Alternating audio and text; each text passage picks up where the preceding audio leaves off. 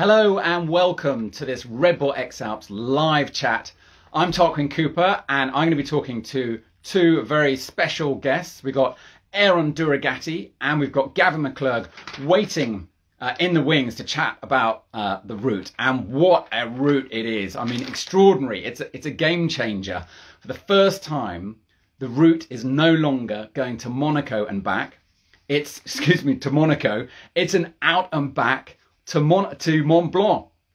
Yeah, absolutely a game changer, really, on that. So let's find out what Gavin thinks about that. We're going to bring him up first. See if we can. Make sure if you've got any questions, put them in the little question box. And we'd love to hear them. So hoping to hear from Gavin. There he is. Gavin, what do you make of it? Hey, dude, it's awesome. I'm so excited. It's wicked hard. I think probably people don't really understand that old circumnavigation of Mont Blanc. So, they've added 100K just regularly, but that's going to be, if we're not flying that section, just brutal. It's going to make Titlis look like a little pancake. But wow, it's such a cool, I've never made it. It's always been known that I don't really dig Monaco. It was really fun getting there in 2015. That's awesome. And I know this is a huge break from normal, but it just keeps us in the mountains the whole time. We're going to land and end at Zellemzee, which is going to be super exciting for the local flying community. And I'm stoked. It's a really, really cool, very hard, wicked course. Gavin, it's no secret that you didn't have any special love for that last section into Monaco. Can you explain why athletes did not enjoy that final experience?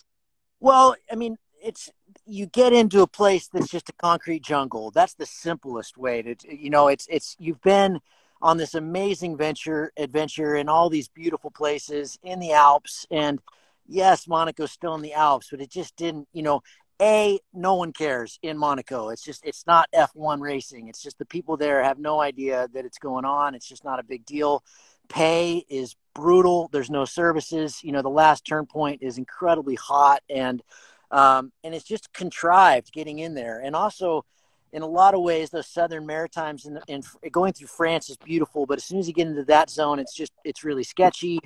Everybody's exhausted by that point. You're fighting the sea breeze, and it's just, you almost always do it on foot, and it's not fun.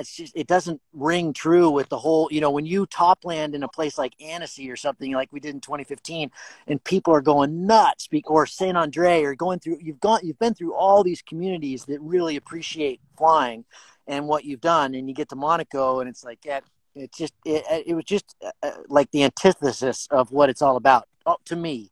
And I get it. It's amazing going to the Med, but it just never felt like the right end. And so I've been gunning for something like this. I never thought an out and back would happen. That's just wicked. It's so cool. But, because we really fight the wind in the race pretty much the whole way until we get to Mont Blanc typically. And then down to Monaco, it's whatever kind of weather we get, but usually we're fighting the wind, the westerlies all the way to Mont Blanc anyway. So we'll do that again, but now we get to turn around and maybe ride the wind. And so, it's going to play to a lot of athletes' different strengths. The athletes that can fly in a lot of winds, this might really work for them. So yeah, on Team USA 1, we are stoked. It was a nice Excellent thing to do on the West Coast.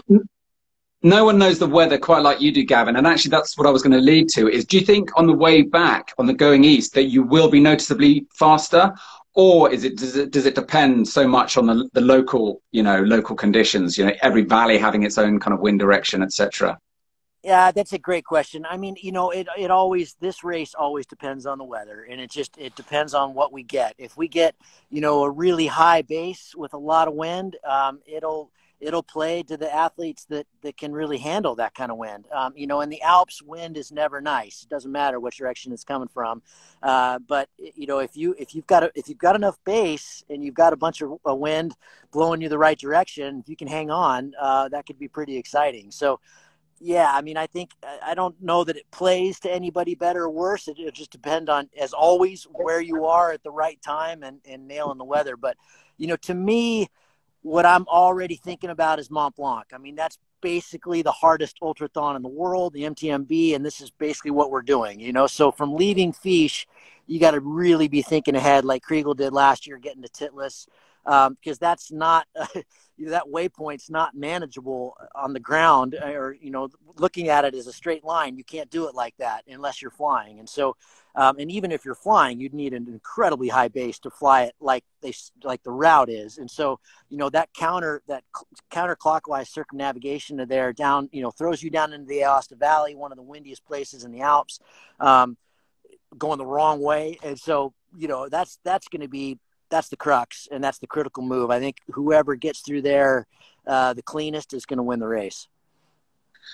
Do you think because no one in the route has never gone east before, that creates more of a level playing field from Mont Blanc back through to Kronplatz, particularly for guys like yourself, because always in the past the local athletes, the Europeans, have done well, and you guys have found yourselves at a disadvantage. Do you think there's any advantage for you, particularly as an American athlete?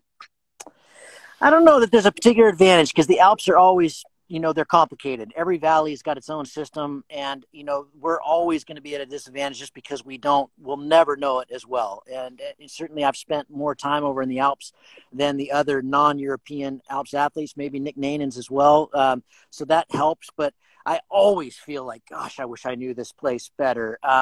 The less turn points there are, and the more we're allowed to be creative and flexible and fly the sky, the better. That always helps. And so that return leg only has the one control point, and it's basically online with going to Kronplatz. That's a zone that I know really well, certainly better than a lot of the zones in the race, and so it can't hurt. And so we're really excited. It's, I think my prediction is that we're going to see people pretty close to one another in the beginning of the race, because there's lots of turn points, and you just can't make moves when there's short distances between the turn points. And then once we start getting down to Fiche, it's going to really start opening up. And so I think the second half of this race is going to be incredibly exciting to watch and to participate in and to fly. I think that those athletes that have a lot left in the tank and can handle potentially a lot of wind, and fly well in wind, I think it's gonna play towards those folks in the race. Excellent. Gavin, let me just check and see if we've got any questions from anyone. We've got a question from Rafa. Obviously, this unexpected route will imply different tactics. So how will it impact your training in any way? No, that's a good question. I don't think so. We've all just got to be really strong and really ready. And, everything depends on the weather. It's almost certainly not going to be like 2013 where you almost fly the whole thing. That was a banner year. 2015, we battled a ton of wind almost the whole way except day one. 2017 and 2019 had a little mix of everything, but a lot of bad weather in 2017. So, we have to just train hard for the inevitable ground miles and be ready to strike fast and go up hills really fast when we need it. And so, yeah, I don't think my physical training changes at all. Work a ton on the ground handling, work a ton on windy, dicey, tough launches and tough landings, and fly the best we possibly can. At this point, none of us are going to become that much better pilots between now and the start of the race. We've got 3 months to kind of polish our physical training and get all psyched for the race. Excellent. One more question. Actually, I've got a question from Tom Payne, actually, who asks, because this year the race, the clock doesn't stop. Unlike Pay, the clock will stop when you actually make the landing raft. So are you going to be packing your wetsuit? You know what? Who cares at the end? If you get there, I mean, geez, I'd be happy to just land in the lake and not worry about it. Yeah, no. What a banner end, right? I mean, that's what's so exciting to me. If we can get there and to come into a place that just so appreciates flying. I can't imagine the crowds. Hopefully COVID will allow it. And it'll just be, when I got to the raft in 2015, it was like my team was on the dock and in some of the journalists, and that's it, and it's pretty anticlimactic. So to go to Fuchel, I mean, that's one of the main places for flying in the Alps, and so right along the Pinzgau, beautiful, right next to the Hochkönig. I mean, classic. And we're going to be going right by it when we leave Wagrain right in the beginning. So we're going to get a good bird's eye view, hopefully, of the end. And hats off to the race organizers. It's a super cool route. Gavin, thanks so much. One super quick last question. Emmanuel asks, when are you coming to train in Europe? Complicated question, but I hate to be pessimistic. That's the tricky part right now. Italy's gone back into lockdown. Germany is in a tough spot. France, they're talking about the third wave. It is impossible to plan. Do we get tickets? Do we not? I don't know. It's really tough. Climber 2, by the way. Climber 2, I just saw that question.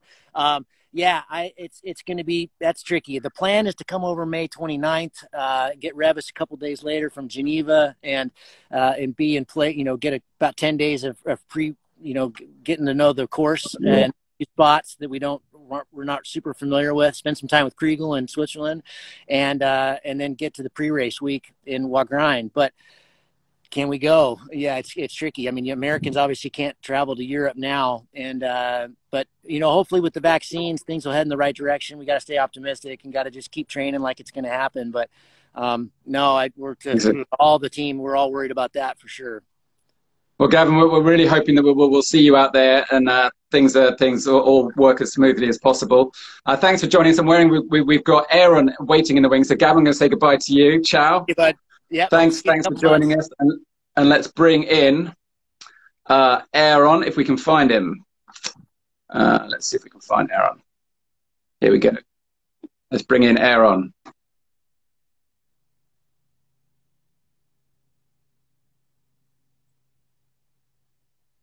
Here we go. Oh, Gavin, you're still there.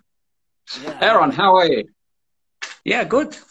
Excellent. So, what do you make of the route? What I think about the route? Yeah. I'm super excited about the route. Actually, I was really wishing something like this. Like the funny way is for me, towards the end, all edition, I always did some mistake. So now it's another goal. So maybe it's going to end up better. Let's see. Anyway, I'm really happy that the route goes back on my home place, because we will pass Merano by the end. So that's quite cool as well. And there are many parts of the route which I really don't know at all. So that's also interesting to fly there and to race with other guys there. Do you think there's some potential to do some big moves? Yeah and no. I mean, like Gavin was saying at the beginning, the first part of the course with all the turning point, I think the pack will be pretty much together, and then when we get in Swiss going to the Mont Blanc, then it's possible that the athlete will split out more. For sure, like the Mont Blanc, it's a very interesting turning point, and I'm really happy it's like it, because I like to be in the mountain, and I think if it's gonna be flyable, it's super. If it's not flyable, I will enjoy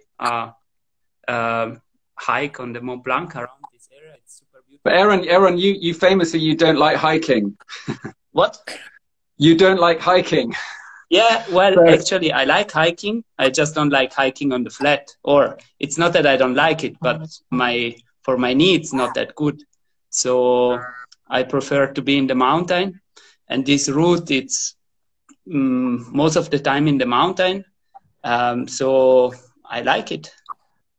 Do you think there's any psychological advantage to to coming back, or even psychological disadvantage? Because, in the past, you do every kilometer, you're a kilometer closer to Monaco. But now, the first half, every kilometer you go out, it's almost like, you're going in the wrong direction. Do you think that will change things kind of psychologically? No. This I don't. I mean, at least for me, no. What I think also about this route, by having like one point, which is the Mont Blanc, and then we turn back, maybe it's going to be a little bit more difficult to do a big gap like it was in the past, because what every edition happened, it was that someone like Kriegel managed to do a move which bring him like a little bit in front and get on better weather, and then he just follow in a different air. But now, because you go and back on the same direction, this might be a little bit more difficult. So this let me think that it's possible that it will be not that huge gap like 2 years ago on the 2019, when I was in Davos and I get into the thunderstorm and Kriegel made it to the Titlis. I was third and Maxime was just a little bit in front of but that for me take me 2 days to get on the Titlis by hike and fly, and Kriegel took 4 hours by flying. So maybe this will be a little bit different this time, maybe. Yeah, because that's something that Christoph said in the route announcement. He talked about, because the area is slightly smaller where all the athletes are, you'll be experiencing the same weather systems. Do you think that's right? Yeah, it's possible. Yeah. Anyway, big move or some like special move are always possible, and that's what this race what is cool on this race. So it's gonna be for sure interesting to race and to watch it from home on the live tracking, definitely. Yeah. Let's pull up a question. Let's see if we've got any questions. So we've got one here. Let's bring it up. Your initial reaction to the route announcement, how do you feel your odds of winning change? Does this favor you in any way, this route? Yeah, for me, yes, definitely. I managed 3 times to be in Monaco. Once I have to quit the race on the 4th or 5th days. But this is a new challenge. It's longer, and I'm basically more time in big mountain. I don't know very well the Swiss part, actually. Actually, in Swiss, I compete very little, and I fly almost only on the X-Alps.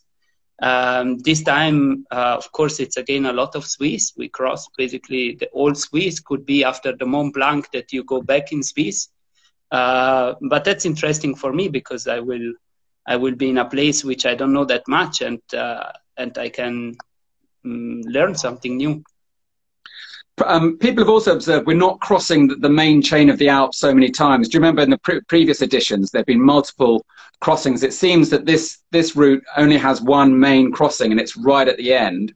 Will that be? Does that make the route slightly easier?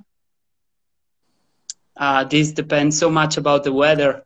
Like in 2019, we had super good weather that day when we flew from. I mean, I took off exactly from Kitzbühel, and I fly to Kronplatz, back to Austria, Germany, and I landed in Lermoos. So the day was really good, and with good weather, you cross the main reach of the Alps. It's quite easy, but all change when the weather gets bad. So, I mean, like Gavin was saying, the weather will really make the difference about the race, and every turning point could get really hard by super bad weather. Of course, yeah. But that last leg, you must know quite well, from Kronplatz to Zell am See. Is that quite a straightforward leg? Yeah, like actually I know very well from the Piz Palu. I don't know it well, but I will do a ski movie in 2 weeks there. I will be spending some times, but for skiing. So basically from the Pitzpalu to the Ortler, I don't know this area, but it's just 40 kilometers. And from Ortler to Zell am See, it's basically my home place. So in some part I can fly almost blind. So this part, it's anyway quite fast flying if the weather is good. So Gavin, if you're still there, the top advice then is to just stay with Aaron. Follow him. Yeah. Well, we have Aaron and I have a thing. We do some racing together. Usually always in the beginning, and then he gets out ahead of me. So this time I got to hang on, and it'd be fun to fly that last section with Aaron, because it's going through his backyard, and that's stunning terrain. It's part of that part of the course is really going to be spectacular at the end, and like I said, I think a little bit less dangerous than the stuff we deal with down in Monaco, and but there's some big moves, there's some big passes, and some very really cool terrain through there. So yeah, I'll be gunning for trying to stick with Aaron there. That'd be fun. Excellent. Let's say from the Kronplatz to Zell am See, one of the options is to fly the first leg of the very famous triangle we fly here, the 300-kilometer triangle. So that's for sure like fast flying. And the part of Finchgau to Merano, it's also like easy flying. It's like a main valley where you just, by a good day, fly pretty much straight everything. Of course, by hike and fly, so like not good thermal day, it's going to take a little bit longer, but still I think the last 250 kilometers are quite, in a way, easy. But that's you got to get there first. Yeah. Yeah. Just a small matter of the 1,000 kilometers to do first. Yeah. Do you think many people will make goal? I mean, we've added on another 100 kilometers to the kind of the straight line distance of this route. It does seem long. Even Kriegel acknowledged it's going to be very sportive, he said earlier today. Do you think we'll see many athletes get as far as Kronplatz or Zell am See? I think it's depend all about the weather. Like Kriegel say, the route it's long, and we will need to do in average 100 kilometers a day to be on goal in 12 days. So 100 kilometers straight line a day, it's quite some distance. So we need at least some average weather, I would say, with really bad. I mean, if we will have like 3 to 4 bad days, that's going to be tricky to get on the end. Because on foot, that's not going to be fun, hiking 100 kilometers a day. No. You can maybe do it once. You can maybe hike 100 kilometers in one go, if you pull a night pass. Yeah. But that's probably it, isn't it? You can't do 100 kilometers day after day. No, I mean, anyway, 100 kilometers air distance are probably around 200 or 180 on the ground. So with vertical meter, this you can't do it. I mean, for sure, I can't do it for 12 days in a row. Anyway, guys, it's been really fantastic talking to you both. I think that brings to a close our little live. So we look forward to the next time. And good luck with the rest of your training. And looking forward to seeing you on the start line, all things being good, in June. Thanks, Tarquin. Thanks, everybody, Ciao, for watching. guys. See you, Ciao. Ciao. See you.